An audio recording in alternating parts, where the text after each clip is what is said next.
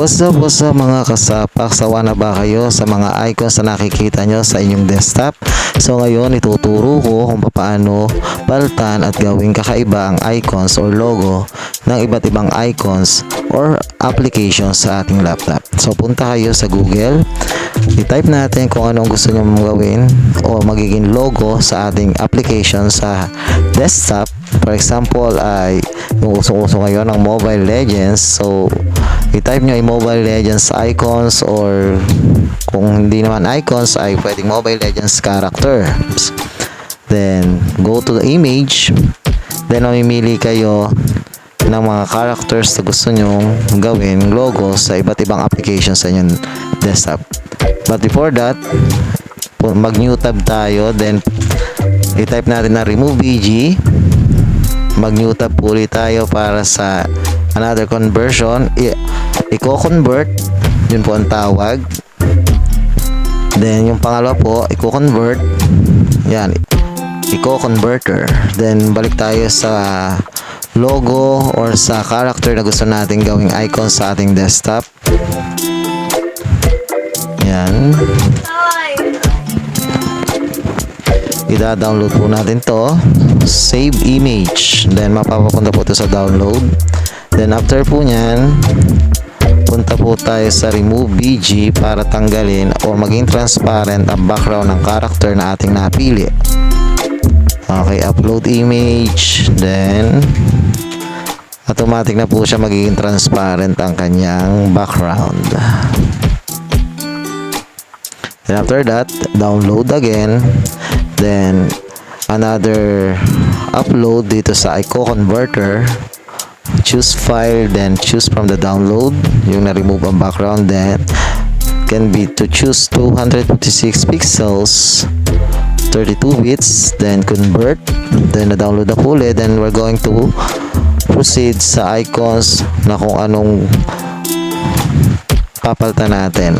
So napili ko po yung publisher, then i-right click lang natin, then proceed to properties, then change icons. After you click the change icon, then browse, hanapin natin yung nagawa nating character sa Mobile Legends, then okay, then apply, then okay. So as you can see, nabago na po yung logo ng ating publisher, yung pong napili nating character sa Mobile Legends. Isa pa po para mas magawa natin at mas malinawan kayo kung paano ang procedure. Same pa rin po, tulad pa rin po na ginawa natin ng iba. So ngayon I decided na baguhin naman ang logo ng Microsoft Office Word. Yan. So punta po ulit tayo sa Google, hanap ulit tayo ng another character ng Mobile Legends. So scroll lang ng scroll until we find the characters that we like to change from the Microsoft Word logo. Yan.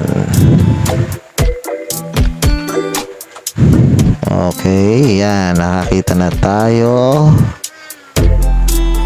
Okay, then same process. After may save ito sa download, pupunta tayo sa remove BG to remove the background at maging transparent ang background ng pictures or ng character ng ating Mobile Legends. Yan.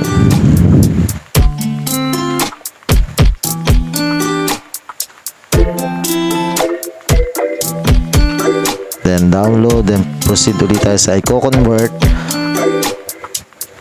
para magamit natin ito sa pag-change ng icon logo. Okay, yan. Then convert, then proceed tayo sa Microsoft Word na kung saan yun na napili nating apps na papalitan ng logo. Okay, yan, properties, then change icons, then browse, then pictures na gusto natin, then okay, then apply, then another okay. Yun. So yan na po ang mga pagbabago sa ating icon sa desktop. So mas nagiging mas maganda at kaya-aya, nagiging bago sa paningin. Sana mga kasapa kayo nasundan nyo ang ginawa kong video. Maraming salamat.